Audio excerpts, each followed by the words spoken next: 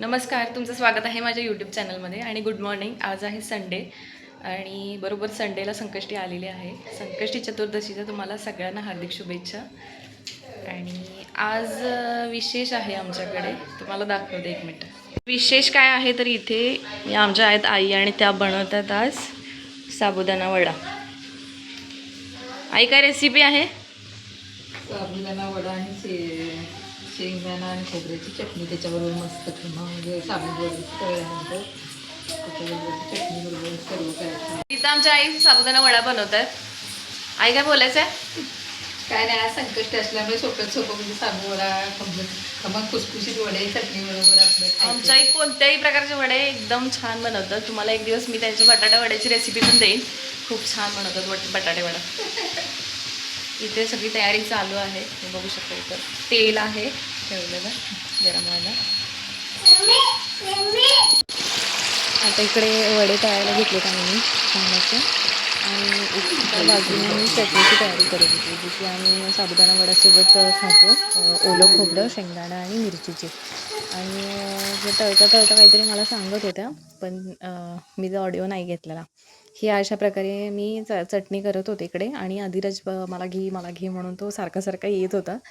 त्याला काय करायचं असते, मिक्सर चालू झालं ना, त्याला ते मिक्सरच्या भांड्याला धरून तिथं वरती उभं राहायचं असतं, म्हणून तो सारखा वरती येतो म्हणतो मिक्सर ज्यावेळी मी लावते त्यावेळी.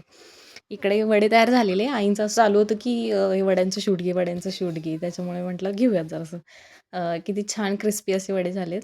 आणि इथं पेपर वापरला आहे, कारण की आज टिश्यू पेपर संपलेला त्याच्यामुळे. आणि एका बाजूला मी चटणी देखील केली आहे, दाखवेन तुम्हाला. ही बघा, छान अशी झालेली चटणी पण, आणि वडे तर एक नंबर झालेले. अशा प्रकारे होता आज नाश्ता. आणि आज त्याचसोबत आज फ्रेंडशिप डे पण आहे.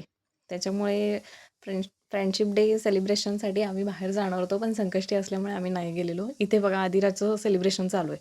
त्याचं हे फर्स्ट सेलिब्रेशन आहे. ही आहे ओवी, आमच्या घरा शेजारी राहते. त्याला फ्रेंडशिप बँड बांधत होती, आणि ही अद्या आहे, हिच्याकडून त्याला अजिबात बांधून घ्यायचा नव्हता. आणि त्याचसोबत थोडेसे फ्रूट्स खाल्ले. आणि आज आठवडी बाजार, त्यामुळे आईने भाजी आणलेली छान हिरवीगार अशी, बघू शकते. असा होता दिवस.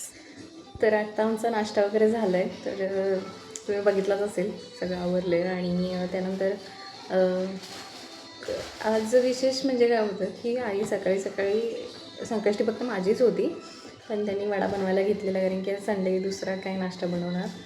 मग सगळ्यांसाठीच म्हटलं की शाबू वडा बनवते. मग त्या मी यायच्या अगोदरच त्यांची तयारी चालू होती, आणि मी आले त्यांनी मला सांगितलं की मी असं असं शाबू वडा बनवते. बरं ठीक आहे म्हटलं. पण आपण आजकालच्या मुली कसा विचार करतो की आपल्याला एकत्र राहायचं नाही आहे, आणि एकत्र फॅमिली नको, सेपरेट राहायचं आहे. पण माझं आधीपासून कधीच असं नव्हतं की मला सेपरेट राहायचं आहे किंवा नवऱ्यासोबत बाहेर जायचं आहे वगैरे. माझे मिस्टर असतात पुण्याला, पण मी अजून गेलेली मी. पण नंतर ह्याला आपल्या डिलिव्हरीसाठी म्हणून मी परत आले. ते अजून मी गेलेलं नाही आहे. बघ, जायचा प्लॅन आहे, पण माझं असं इच्छा नाही आहे मला की असं सेपरेट राहायचं आहे वगैरे. मला असं एकत्र फॅमिलीतच राहायला आवडते, कारण की आम्ही पहिल्यापासून एकत्र फॅमिलीतच राहिलेलं आहे. आणि आमच्या आजी आजोबा सगळे आम्ही एकत्रच राहायचो, त्यामुळे मला सवय आहे त्याची.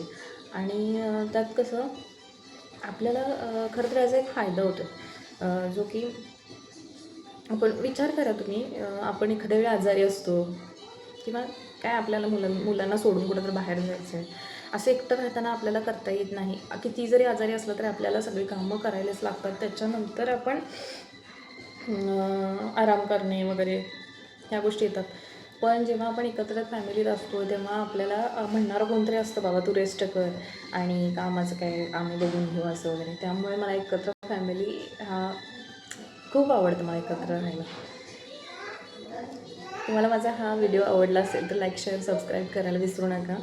आणि उद्याचा ब्लॉगमध्ये भेटूया. चला, थँक्यू.